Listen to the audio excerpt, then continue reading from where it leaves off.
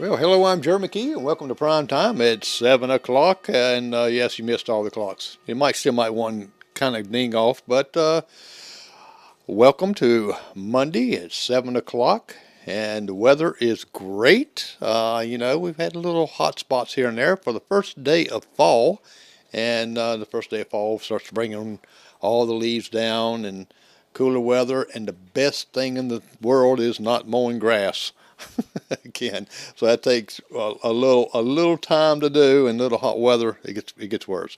Well, I'm Jerry McKee. Tonight we have a special guest. We got Stephanie Kitchens here with us, like with the S Kitchen. It's like we say Walmart's, right? But we got Stephanie here with us, and she's going to talk a little about. She's running for the Union Clerk of Court, and we're going to talk to her a little bit about her growing up, not all the funny stuff that we'll find out from her mother, but all the good stuff and what she does now, and just a little bit about her, and that way you get to know who she is. Remember, everybody get out and vote. It's November. Make sure you do that. If you don't vote, you can't complain. That's all I got to say to you. That's the first thing I ask someone when they start complaining is, did you vote? No. Nah, I cut them off. Okay. Well, let me switch over and get Stephanie's face on here. I always get the guests better because they always look better than I do. But Stephanie, how you doing? I'm doing wonderful. How are you? I am doing great. And now, tell us a little bit about yourself, Stephanie. And have you always been a native here in Yes, Big Union sir. County? Yes, sir. I have lived in the Foster Park area round about all of my 49 years. My parents are Maxine and the late Cecil Candler. And my dad's from Lockhart, actually, and mom, a little bit from Packlet and Union, both. I have a brother, Mark Candler, who is deceased, and a sister, Charlene Bailey, who is married to Roger Bailey, not the Roger Bailey from the bank, but the Roger Bailey, his parents are Hilda and Carol. I, like I said, grew up around the Foster Park area, and back in 2004, I married David Kitchens. David, we have two children, one each. I have Anna, who has had my very first granddaughter. She's 14 months old. Her Ah, name is Dilly. are you too Although, young to be a grandmother oh, now? thank you, thank I you. tell you. Anna does not like me to call her Dilly. That is her nickname that I have for her, and of course she answers to it. And then David has a son, Michael, who just recently married Kentrail. So we have a new daughter-in-law. Just love her. Uh, that's that's my Well, family life, pretty much. well, that keeps you busy. Does the what does the granddaughter call you as far as? Well, right now, nothing. I wanted her to call me Meemaw, but Anna says that I'm not old enough to be a Meemaw. So she calls me G Mama. G So, Mama. so maybe she will call me G Mama. Now, I have a great niece. Her name is Logan, and we spend a lot of time with her. We adore Logan. She calls me Tessie. So I had, suggested Tessie, but Anna was like, "No, that's your aunt name. It can't be your grandmama name." So we'll see. I don't care what she calls me. As long as she wants That's to it. come and see me all the time, we're gonna be good. And that's a rule for grandparents is no matter what you say you want that child to call you, they're gonna have their own original name, and you're gonna love it, and you're gonna take it. Probably so. Friend of ours, you probably know her, Betty Roark. Mm-hmm. When Yes. she talked about her grandchildren, says, "Oh, she's going to have them call her grandmother." Okay, and you know what they call her? Ma. I love Yes. that. I love So, that. well, she does too. She does too. But they change. Yes. How you want them to get interact with you. Now, you Yes. grew up around Foster Park like that. Have you Yes. seen? Did you go to Foster Park a lot and play? Oh, yes, of course. And went to Foster Park Elementary. Anna went to Foster Park Elementary, so that place has a special place in our heart. Of course, grew up going to Foster Park, playing, walking, and then as an adult, I have spent tons of time at Foster Park because that's my hobby. I am a runner, I am a weightlifter, Wow. and until the campaign started, we were there practically every night doing one or the other or both. Well, actually, you're still running.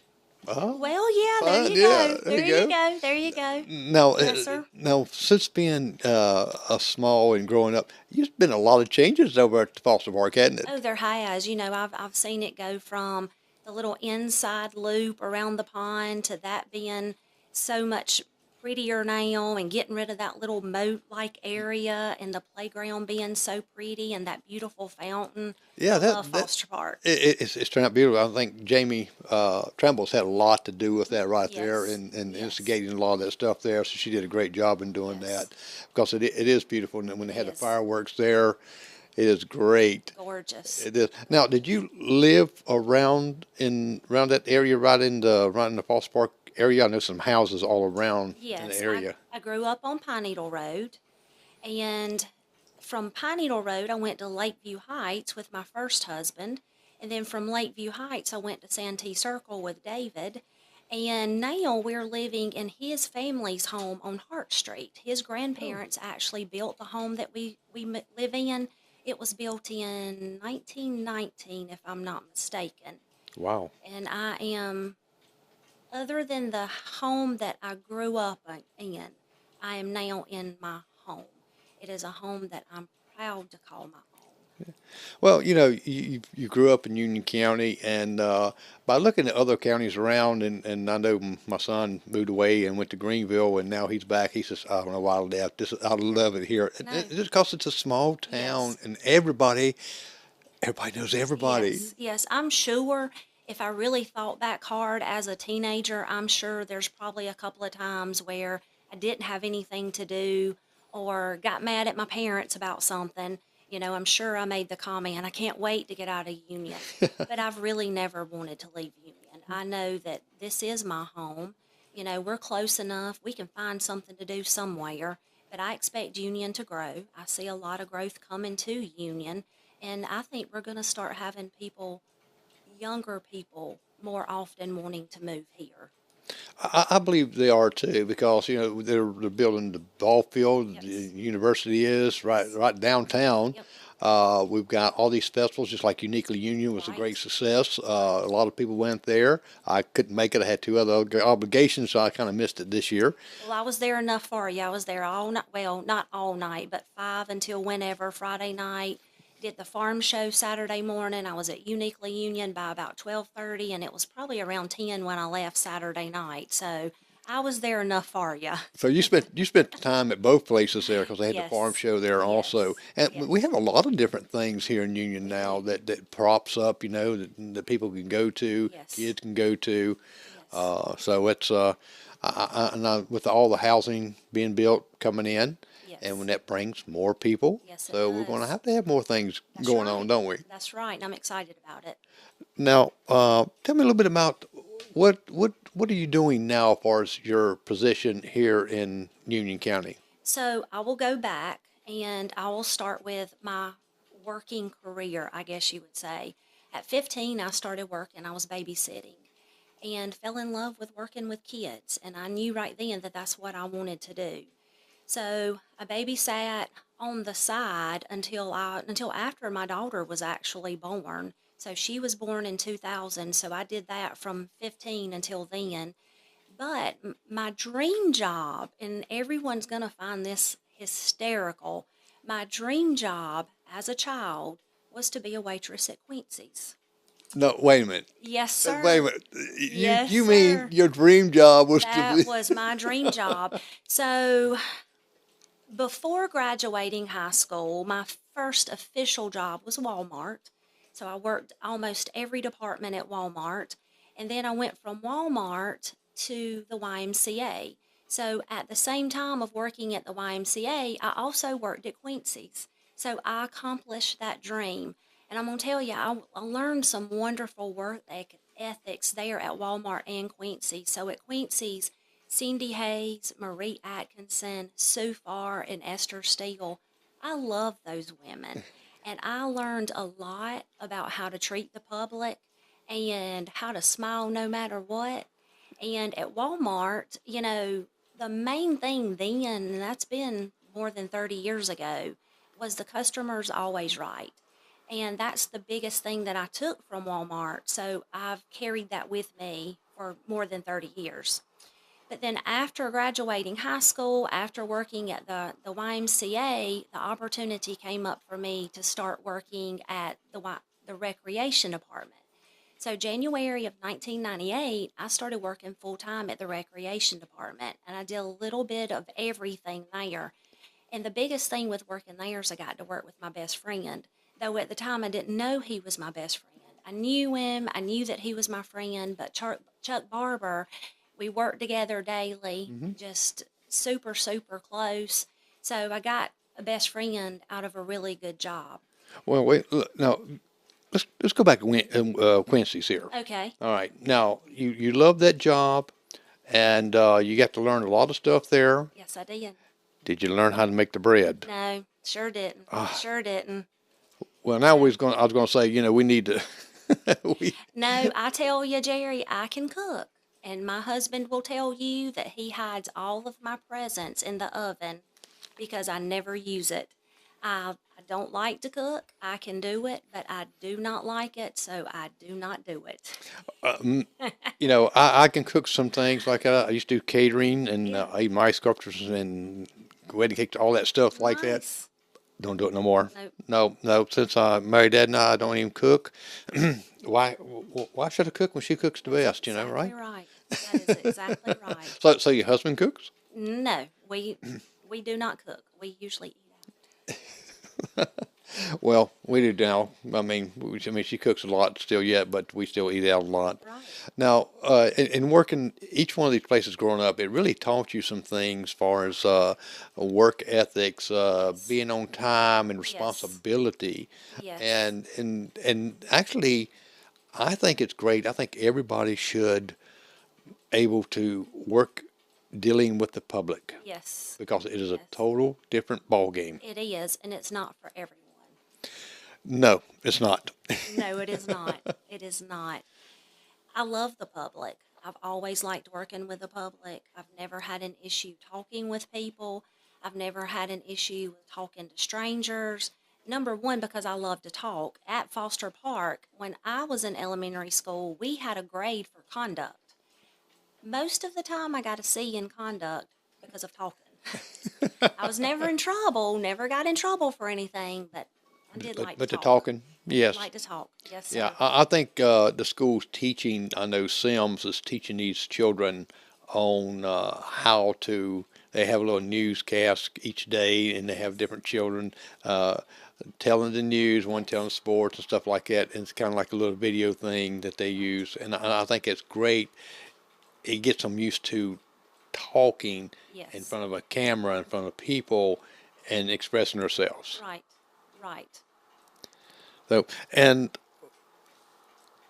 now that you've had all of your career from Quincy's to Walmart, and Well, I guess you would say my big girl job was working with the county. So I was at the recreation department from 98 until just maybe mid 2000. And from the recreation department, I started working with the victim advocate's office. And with the victim advocate's office, that led me into working with criminal court a little bit. right, So I got to experience that. And with the victim advocate's office, because thankfully our caseload was really small. And a lot of times we had downtime. So while doing that job, I was kind of brought in as a floater in the courthouse. So while working with the victim advocate, I served as a floater, and that led me to working in every office in the courthouse at the time, except for the magistrate's office and the sheriff's office. So I got to experience each office for a few days here and there. right. Even working in the clerk's office, Miss Francis was out on medical leave, so I got to fill in there for a little while. So, I'm not going to say that I have a lot of knowledge of it, but I was there for a very limited time. Tell me a little bit about the victims advocate. What was your role there? What did you do there? I was the administrative assistant there, and the victims would fill out paperwork, and I would sometimes help fill out that paperwork, and I would make sure that that paperwork was entered, answering the phone, doing a lot of filing, and I would pick up paperwork from the sheriff's office and the city. Yes. So it's a lot of detailed things that actually you were that is not secretive, but that you had to keep Oh, confidentiality. yes, sir. It, Yes, it sir. had to be because of being a victim's advocate. Yes. Now, how long did you stay in that role there? Honestly, I don't remember. It was maybe about 6 years, and I might be off on that a little bit Hmm. because one thing that I did at one point, our office was at the 911 building. So while I Ah. was at 911, I actually dispatched part time. Um, Oh, many hats hey, there. I'm gonna tell you, Jerry, when in my younger years, my brother-in-law would do my taxes for me, he hated it because I always had so many W-2s. I've never been without a job. Since I turned 15, there Mhm. has never been not one day that I didn't have a job. And the majority of my working career, I've had 2 to 3 jobs at one time. I just love working. Right. I love it. I love staying busy. I love doing How things. did you like dispatching? I didn't. I will say, I can admit it, I was terrible at it. I was not a good dispatcher. I think the worst thing at the time, my husband David, he was law enforcement. He was in a lieutenant with our narcotics division, and he was calling in on the radio one day, and I was working the sheriff's office channel, and he was like, Union 105. And I was like, go ahead, 105. Or I was like, go ahead, and can you repeat your number, whatever it was that I said. I caught so much slack for that. All of the officers were calling in. It was like, Union, you should know who that is. I am not focused enough to see it and work the radio and work the phones and listen to the radio and listen to the phone all at the same time. Although, with that being said, when David Taylor was sheriff, I actually won Part Time Dispatcher of the Year one year. There was a call that I took, and it involved Union County Sheriff's Office and the Spartanburg County Sheriff's Office. And I guess it just kicked in that night, and I was able to keep up with the car that they were after, and they said that I just gave a lot of good details. Well, great. So Well, see there, it it still panned worked out. out. Yes, but as soon as I had the opportunity to not do that anymore, I took that opportunity. You took that off your job resume, I right? did. I did. That's one thing I can check that I did. Didn't do it well, but I did it, and I gave it up because I knew I didn't do it well. Well, let's talk a little bit about your garden ad litem. Yes. Tell people what a garden ad litem is. Well, a guardian ad litem. Well, let me go back. There's two kinds of guardian ad litems. So the program that I work with is actually called the Cass Elias McCarter Guardian Ad Litem Program, and it is with the state of South Carolina. And we work with families who were involved in DSS cases. So once DSS takes a family to court, there is a law that the children in that family must have a guardian ad litem appointed to them. That guardian ad litem does their own investigation as to why that family is involved with DSS, Hmm. and then they go to court for those children, and they write a report to the judge with the investigation, the findings that they found, and they make recommendations to what they feel is in that child or those children's best interest. Now, doesn't mean that that's what the judge is going to order, because DSS is doing the same thing. The parents, they have the opportunity to have an attorney. That attorney or those parents are going to make recommendations also. So it's up to the judge as to what is actually ordered for those children. So we're not attorneys by any means, but we are the voice for the children in the courtroom, because our goal is to keep children out of the courtroom. I don't want Right. any child to go into a courtroom and have to testify. So my goal is to present that case as best as I possibly can and fight for that child not to have to go into court and make some good recommendations for them. Now you're the director, I or am the director. okay, So I became the director in 2010, but for 4 years before that, I was a volunteer. So there's also private guardians, and those private guardians work with custody issues and divorce cases, things like that. I said that I have a child of my own. I had a first husband. We were going through a divorce. And my attorney at the time mentioned that we might have to have a guardian ad litem if things didn't seem to work out. And my first thought was, I'm a single mom right now. I live in an apartment. None of my furniture matches. I barely have money. Whatever my child needs, she gets. I go without. And I said I babysat for a long time. I had actually been babysitting for a local attorney, and I became very nervous because I was like, well, and if an attorney is going to come into my apartment, how can they make good recommendations for me? We don't live the same. Right. So our divorce turned out well. My daughter has a wonderful dad. Love him because he gave me my daughter, Correct. and we get along very well, very well. But after that was finalized, I got to thinking, and I'm like, I don't want another parent to go through what I went through. That worry that an attorney's going to Mm-hmm. come into their home. So I did a little bit of research, and I found out about this program because when my attorney said to me, he was like, "Okay, you'll pay 750 up front. Your husband will pay 750 up front, and then that guardian can charge up to $150, $200 an hour after that." I thought, man, that's a lot of money. I don't have that much money. So after the divorce was final and everything was okay, I started researching. I found out about the Guardian Ad Litem program, and I signed up for the training. Now, I will admit, I was all excited. I'm going to be able to help these people, but then I'm going to get paid some really good money. I was excited about it. So I went to York, went through the training. The guy's name was Harry and Lillian, and I thought, man, this is some awesome training. I think it was 2 nights a week. So the second week, the second night, we were sitting there and we were learning all this good information, and Miss Lillian says, okay, now when you volunteer for this program, you don't get paid mileage, and you don't get paid to go to court, and you don't get paid to write these reports. And I was like, what? So I went home and I talked to David because we were married at the time. And I was like, I don't know what I've done. I've messed up. I'm at the wrong place. And I was like, well, I've already been through 4 sessions. I might as well continue. So I ended up volunteering for 4 years, loved it. And at the time, the program was based for Union County in York because that's our circuit. Right. So I was traveling back and forth to York to get paperwork, to turn in paperwork, things like that.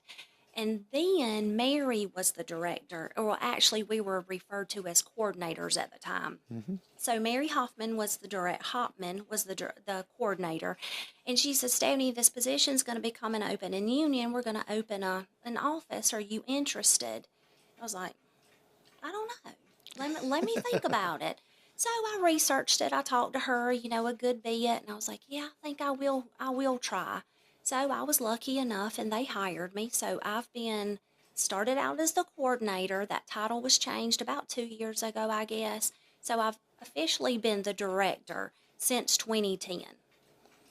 Now, being a director,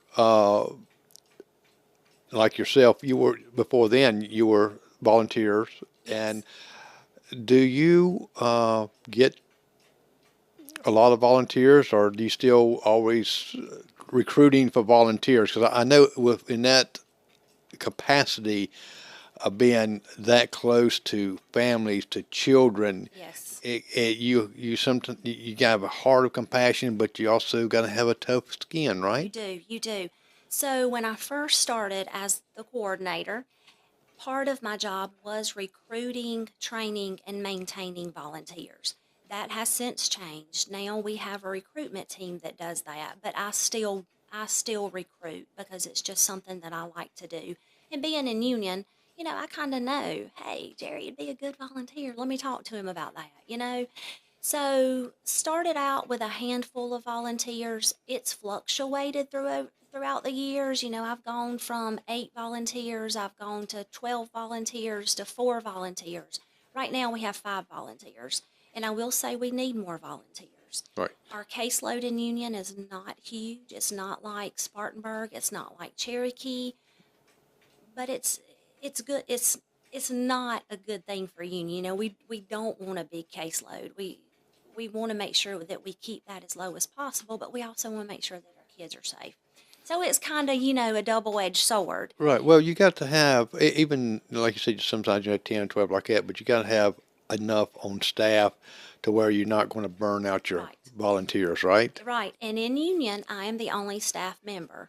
So with that being said, I manage the volunteers that I have, and then I do all of the computer work, and I do all the monthly reports that has to go into the state office. So I do it all. And for the most part, it's I don't want to say it's easy, but it is easy because I have been doing it for so long and I know what to do. Now, does the volunteers bring you their paperwork to kind of go over with it, or consult you with everything before they even go to the courtroom, Yes or and no. Yes and no. So pretty much everything is done by computer. We have templates for our reports.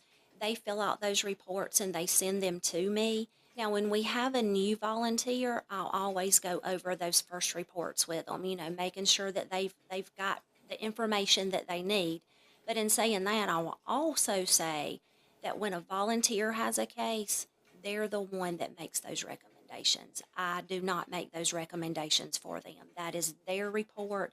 That is their case. They're the one that makes the well, they're the recommendations. ones that talks to the parents, talks to the Right, child, and stuff like that. So exactly. I can see that right there. Exactly. But I do carry a caseload myself, so I do visit with our children. And what I do is I try to take those cases where there might be a lot of kids in the family, you know, 5 plus, and they might be placed different places if they're not still in the home. Or we have children who are placed out of county. I try to take those cases so that the volunteers aren't having to travel because we do have to visit with the kids monthly. Okay. Well, we're going to switch gears. We found out all about you, and that you love the career working at Quincy's, but Quincy's left, so that's career's done flew out, done gone. That's right. That's right. Unless you're going to Florence, Yeah, no. but you're staying here in Union. Uh, you are running for the clerk of court position. Yes, sir. You're a candidate. What made you want to tackle that position? Well, it was not something that I dreamed of course, and it was not something that I actually thought about. I was approached by the Republican Party about running for clerk of court.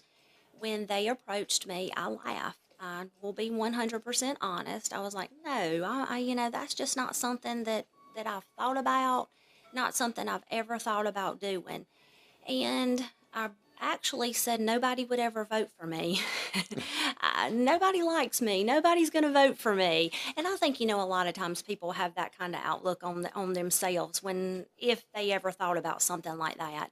So I was told, think about it. You know, talk to whoever you need to talk to about it. Think about it. No pressure whatsoever. So I did think about it. I talked to my husband, talked to my mom, talked to my daughter, talked to my sister, and talked to my nieces. And I will say they were all very positive, except for David. And he was like, Stephanie, that'll just take a lot of time. Do you know how much time that's going to take? That's just going to take so much time. And you'll have to talk to people. You're going to have to just go up to people and talk to them. And are you sure you want to do that? And I was like, yeah, I love doing that. And I will also say, I'm not a person, and I'm not going to say to anybody that I'm a person that prays about everything, and I pray daily, and I pray, pray, pray. But I pray for the important things, and I know everything's important, but it's something I did pray about. Right. And I found it in my heart that it was something I needed to do. And I still had to think about it. Still had to think about it. I still was like, I just don't know. I just don't know.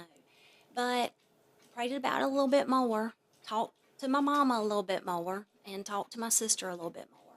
And I finally decided I'll give it a shot. You know, I can give it my all because I have the outlook that if you do something, you do it right and you do it the best that you possibly can. If you're going to halfway do it, don't do it. Well, talking about praying for specific things like that, that's what I tell when I'll say a blessing over the food.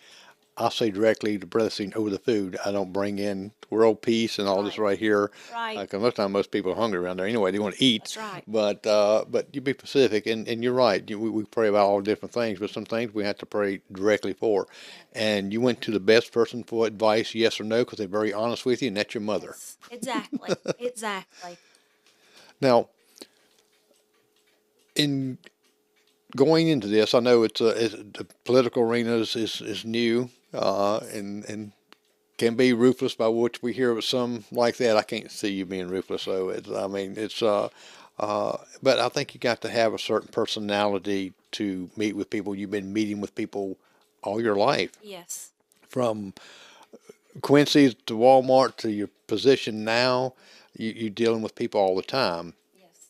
And in this position here, being in a small town, you could be looking at your neighbor, kin people, all kind of people, and sometimes you might get to a place where I don't want to go out to eat because I'm gonna run to here.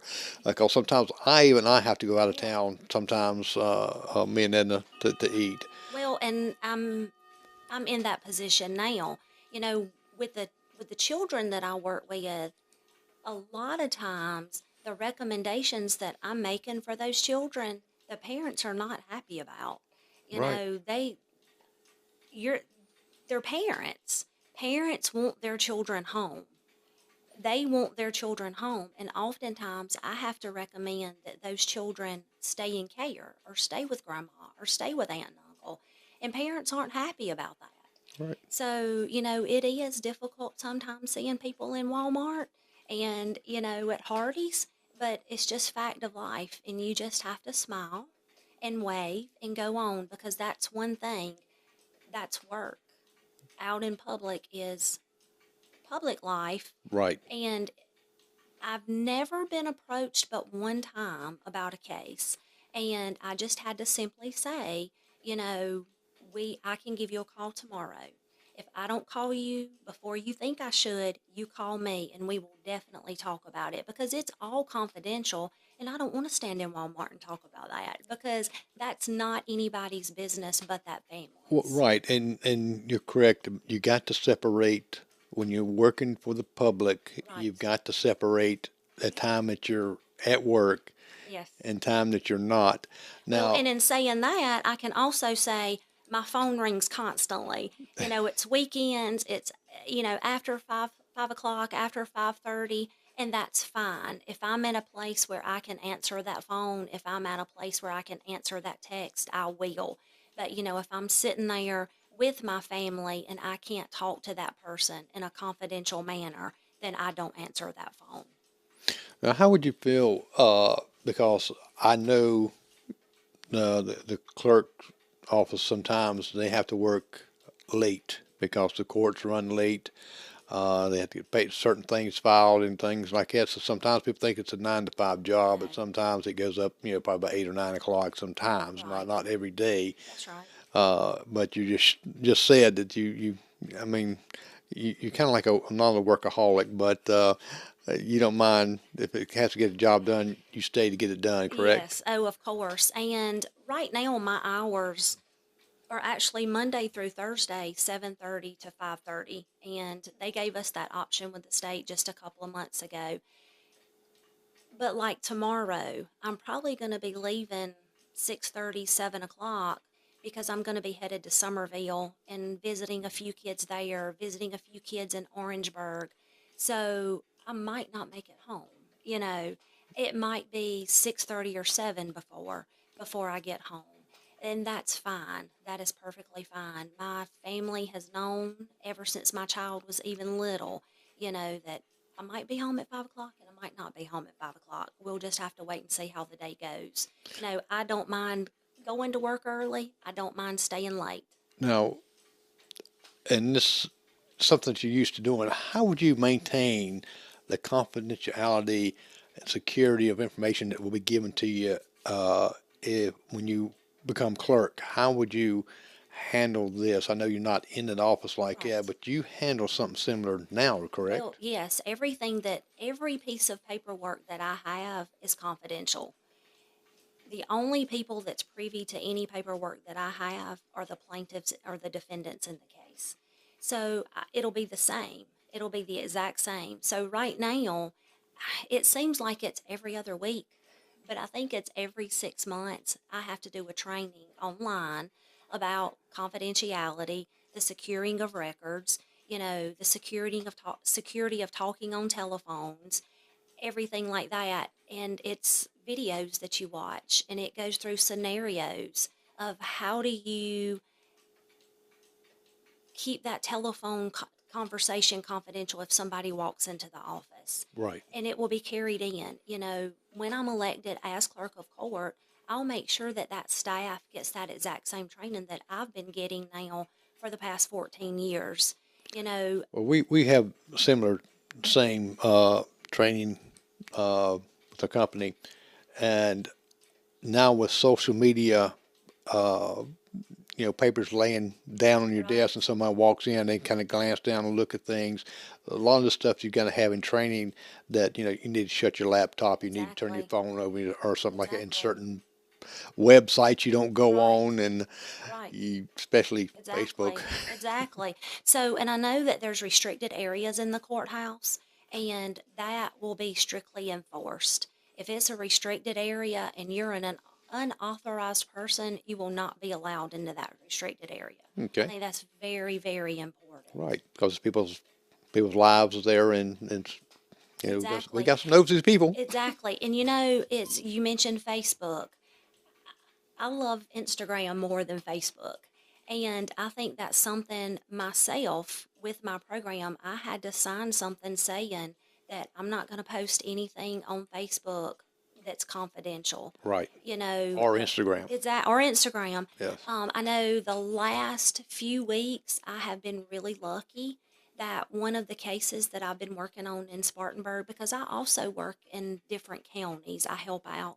So one of my Spartanburg cases, I had a little baby that got adopted, and then one of my Union cases, I had a set of twins that were adopted. So it was awesome to me that when that confidentiality was over, I could then say, what an awesome day that we've had today. And that was like within just a couple of weeks of each other. So I was able to post on Facebook that this little fella got adopted and these little twins got adopted. Right. And It was amazing. that's like a good news thing to me. Yeah, Now, exactly.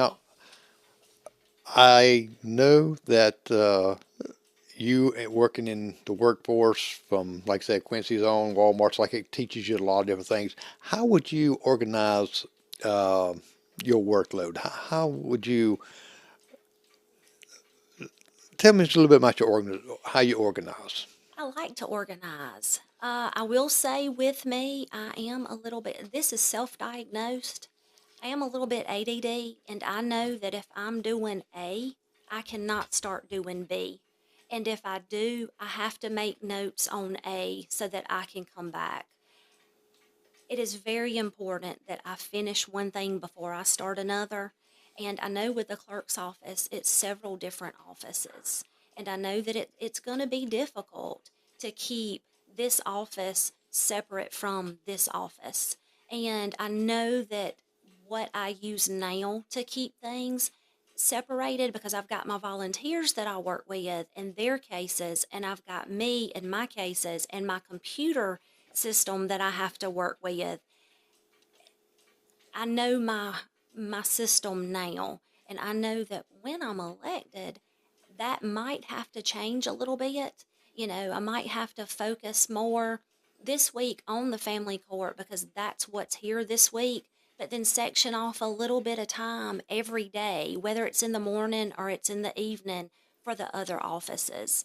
You know, Given this amount of time to this office, this amount of time to this office, and then just go from there and see what I need to do to adjust it as time goes. Are you good about delegating responsibilities? Yes and no. Like I said, I like things to be done right. And I know that with things I've done in the past, it's just been easier for me to do it because I've always said, if it's not done right, it's on me. It's my responsibility. But I know in the clerk's office, you have to rely on everybody else because I'm not going to be able to do it all on my own. I'm Correct. going to have to say, okay, this is your job duties. This is what you have to do. And this is your job duties, and this is what you have to do. And then just ensure and manage them and support them in doing those jobs. And then let me just be the overseer of it. Right, because you don't want to, one thing, burn yourself out. No, And no, you got a staff like that, you want to include them as your team. You know, you yes, work together, and that's yes. great. The job you're doing right now, which aspect of your work you enjoy the most? Seeing the kids. So, David, and he might not like it that I'm saying this, he has a nickname for me. He calls me Mother Teresa on Noah's Ark because I want to save every child that I see and I want to save every animal that I see. We were actually riding around a couple of Sundays ago, and I don't know if it was a dove or a pigeon, but it was snow white and it was sitting on the side of the road. And when we rode by, it didn't move. Then we came back by a few minutes later and it didn't move. I was like, David, stop. Stop and get it. It might have a tag on it. We might can find somewhere for it to go. No, Stephanie. And I'm the same way with the kids that I work with. With our program, a lot of times people will say, I can't do that. I'll get too attached. I won't be able to. And you do get attached to children. There's several children that I've worked with over the 14 years that have just had a special place in my heart, and I've lost sleep over them, and I've worried about them. I've got one right now that I've talked to her 3 times today on the phone. She's a teenager. I'm worried to death about her. I'm going to see her tomorrow, but I know I'm doing the best that I can for them, and that's all I can do. So you And enjoy the children I do, and getting to know them, even though they're going through a lot of in their life right I now. do. So and to be garden, a lot of them, you have to be that. You You have to have love to. children. You have to. Now, in your job also now, and this is kind of going to relate to when you get into clerk's office, is that how would you determine your priorities and when you have a numerous task due? The most important, the one that's due the that's due first, not the first, first, that's what you got to do first. You got to prioritize what's the most important down to what can wait until last. And something else, and I didn't mention, I make notes. I make a lot of notes, and I'll check off when I get those things done. And sometimes you have to go back and reorganize that list. Right. You got to be able to go with the flow. Just because something's supposed to happen at 12 o'clock today doesn't mean it's going to happen at 12 o'clock today. You got to go with the flow. Now, how, what has really been your biggest challenge in your job right now? Having enough volunteers. That's the one thing that I've always wanted with this program. Always wanted to have so many volunteers that the volunteers who had cases only had one case, and when that case was finished, they could take a couple of months off without having a case. And I've never gotten to that point, and that's heartbreaking for me. But it's just where we are. It's hard for people to volunteer because with us, even though I'm not asking anybody to give money, but it's given your time and it's given your gas and things like that. And it's Right. hard for people. Okay. And what is your vision of going into the clerk's office? What do you see that that you kind of would prioritize again on that way that you've been in there before and done some things from all over the other offices too. What is something that you got in your heart and mind now that you could see to better the clerk's office? Let me start by saying the reason, after, thinking, praying, talking, the reason that I want to be the clerk of court for Union County is because I have a love for Union County and things that I've had happen in my life, things that I've accomplished, heartaches that I've had. I've always had the community behind me, And there's been few times where it's not even just my close family and my close friends. It's been people that I didn't even know who have supported me. So my goal when I began working for the county in 1998, because my every role that I've had has been helping people. That's what I've wanted to do. So now I'm working in Union County full time, but I also help out in Spartanburg. I've helped out in Cherokee. I've helped out in York. I've helped out in, there was one other, Greenville. I've been in Greenville. I've actually been in court in Columbia for family court. That's given me the opportunity to see how other courthouses do it. Now, Right. let me start by saying, even as pretty as the brand new courthouse is in Spartanburg, It is pretty. it can't touch Union. It can't touch Union's courthouse, and I've always thought that. Even I remember riding by as a little girl and didn't even know really what it was. It was just a beautiful building, and I've always loved it. The inside is beautiful. So I'm proud of it. I'm proud of Union. And a lot of the things that we see and we hear about Union, and we hear so much bad about Union, but Union's awesome. Right. Union is wonderful. Union, a lot of times, gets the bad rap, and we're in the middle of the line. I want Union to be at the top of the line. And with the clerk's office, I just see things that could improve. I see the way that family court is run. I'm there every month, one day a week here. You know, I'm in Spartanburg. I'm everywhere. And I just see little different things that could be improved. Hmm. You know, So and you I'm can not, bring some of the knowledge that you've been from other courtrooms around the yes, state, uh, even in that aspects of it, to see some improvements. Like, yes, I don't care how long you've been in one position, always something can be improved. yes. You know, and in saying that, I'm 49 years old, and change sometimes is, oh, we gotta change. But then again, I'm not so old and not being ugly or disrespectful. I can change. I might not like it. It might take me a little bit to get used to it, but I can change. I can go with the flow. If it needs to be a big change, I can do that. And I'm willing to do that. I'm willing to give it a try. And you know, sometimes you have to try things and it might not work and you have to step back. Correct. And then you might have to, let's try something else. Now, now, court records staying up to date in a lot of the deeds and records and stuff like that. Uh, do you see anything that maybe can uh, ensure that these items and these dates, these records will be kept up to date as something that could be more modernized or in a different method of a way that that you see that possibly can even without being in the court Yes, right now. I know that a lot of our records have begun the process of being digitized, and there's more that could be done. And I know it's a slow process. I know that it takes time, but it is something that I would move along with. You know, let's get it started. Let's not wait next month. Let's find out where the money is to get that done right now and let's start getting that done.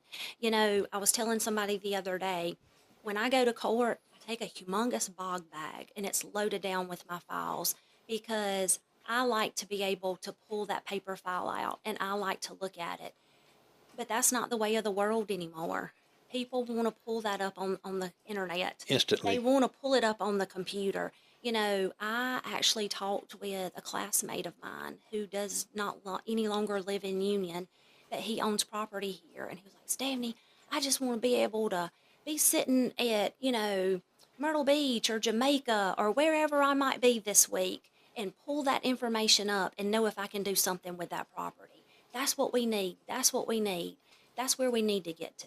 Right, and I agree because this day and time, everybody wants everything instant, It is. and don't want to go out. I No, don't want to go there and stand in line, but I can just pull it up, and, exactly. and that would be a good thing if everything was get digitized Yes. pretty quickly because the time you get to that, you know technology changes It's very changing. quickly, That's right. very quickly. I'm sure that in the past, the microfiche, they thought this will never change. This will be this way That was forever. greater than beans, wasn't it? Exactly. Exactly. Now, you're going to be in the courtroom, and you have been in the courtroom, and it's a stressful environment. It can Yes. be very stressful, even in criminal cases on up to, well, some of the murder cases and things like that. How would you communicate with people to ensure that they would stay calm when these stressful situations happen? I do it all the time now. You just have to look somebody in the eye when you're speaking to them. You have to assure them that even though what's happening may not be what they want to happen, it's what's happening. And you're going to have to just handle it for that second, that minute. You're going to have to accept it. Stay calm, move along, and then when you're out of the courtroom, when you're not around everybody else, that's when you're going to have to deal, with what's going on. But I firmly believe talking with people one on one, making eye contact with people, talking with them with respect, treating them with kindness, I think that goes so much more than anything else, so much farther. So I guess one of the advice you probably could give someone is that don't take it personal, Yes, because emotions in a courtroom are rapid, no yes. matter what. Just don't take it personal. Exactly. And I deal with that now, DSS, we butt heads all the time. Because just because we work alongside DSS does not mean we're going to have the same recommendations as DSS. Right. And I have such a good relationship with a lot of those caseworkers, and there's a couple of them we can have knockdown dragouts about a case. But as soon as we stop talking about it, we're friends. We can go about our business, and that's what you have to be. It's being an adult and knowing that this is work and this is your personal life.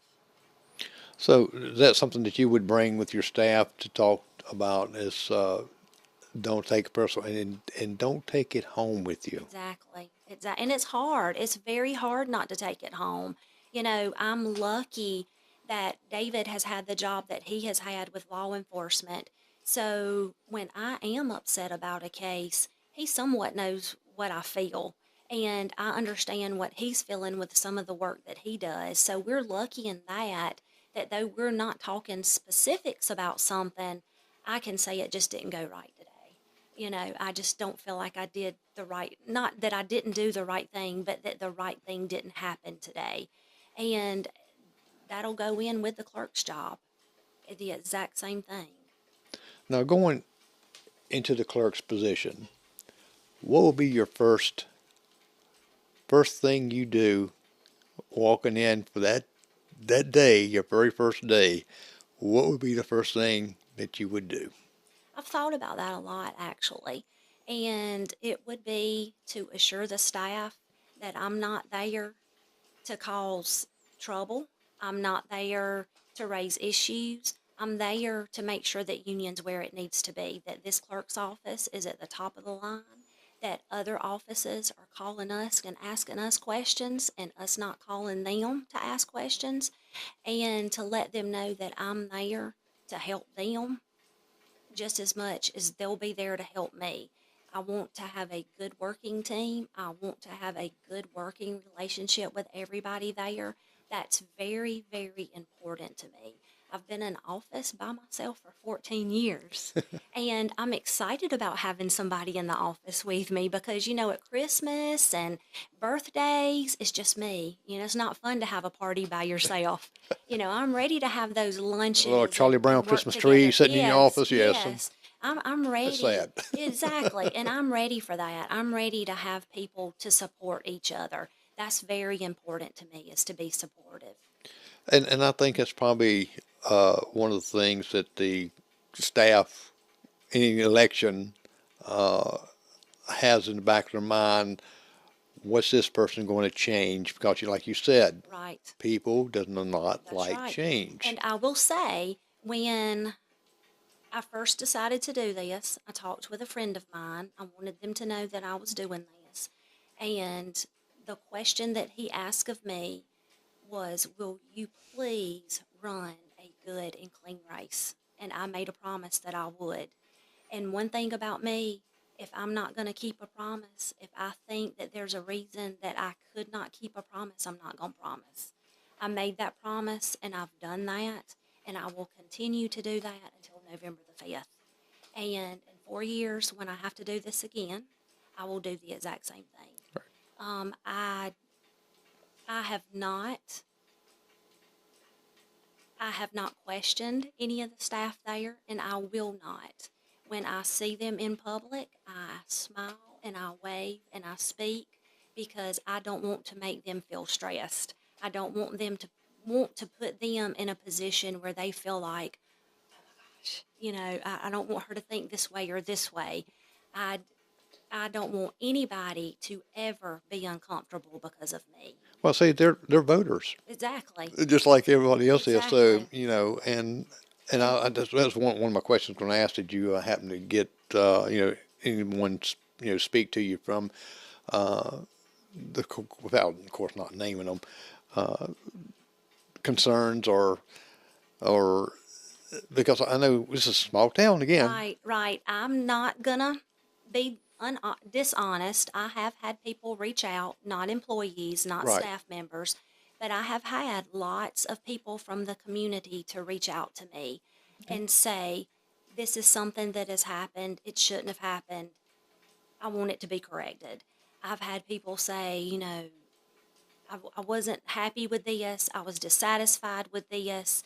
I've had a lot of that. I've Right. had people send me emails and text messages with paperwork that might have been that was filed incorrectly and things of that nature. And I think it's just a lack of training a lot of times and just not being shown the proper way to do something. And that's a big thing for me. I said training. I go to training all the time, and that's something that will take place. Now, when you go in there, will you look and see? I don't know what budget brings as far as staff members, how many staffs there, or how many you can have if there. Because sometimes when you're understaffed, things can be Oh yes, forgotten, yes, misplaced, yes. because in such a hurry, we all forget. Right, And, right. and so, will that be something that you'll be looking at also? Definitely. One of the first things I know that pay is always. I don't care how much money you're making. Pay is always a very touchy point. And that's something that I can't control. That's something that I will have to reach out to county council. I know that the staff, all county employees, just recently got a pretty good raise, and I think that's wonderful, and I'm so excited about that. But I will reach out to county council. It's going to be a lot of working with them, working with the lady in finance to make sure that we are where we need to be and see if we can do something about that. Now, will you be attending most of the county council meetings or the ones that you can? I have attended Jonesville Town Hall, I've attended Lockhart, and I've attended a Carlisle meeting, and I have been to a county council meeting. And of course, once I get elected, I will attend all the county council meetings because I think that's very important. As an elected official, you should be there. You should know exactly what's going on in your county. And, the town meetings, I will attend those as much as I possibly can. There again, I'm not going to make a promise that I can't necessarily keep, but I will attend those meetings as much as I possibly can. Right, because there's a lot of times you don't have no control of where you're going to have to be at Exactly. sometimes, particular Exactly. times like that. I know that Philip Russell always asks, is any elected officials here? He Yes. recognizes them at a meeting. Of course, I live stream it for them, Yeah. so if you happen to miss it, you can always go back and look Right. at it too. Right. Well, Stephanie, it has been a pleasure having you on here talking about from A to Z. It's already that top of the hour. I Yes. told you to probably go quick. Oh, yeah, I could sit here and talk another hour if you'd like And to. all, but it's I think that answered a lot of questions that people maybe had on their mind, Yeah. and that's great. So I think that you'll be a great candidate and a great clerk of courts. Well, thank you so much. Well, well, you've heard from Stephanie Kitchens, and We're going to maybe work on a debate later on. I don't know if we're going to get time or not because of the time frame is going by pretty quick. But you can stay tuned. Next week, we're going to have T.G. Shepherd. And he's going to be on my podcast next Monday, if I'm not mistaken. And I'm not, but you can listen to that right there. But if you have any questions, you can always contact Stephanie. She's on the Facebook page and she's on Instagram mostly, so you can probably catch her quicker, Right. and or give her a call, or I'm sure you can find her. So I'm Jerry McKee, and thank you for watching Prime Time with Jerry McKee. And let me cut my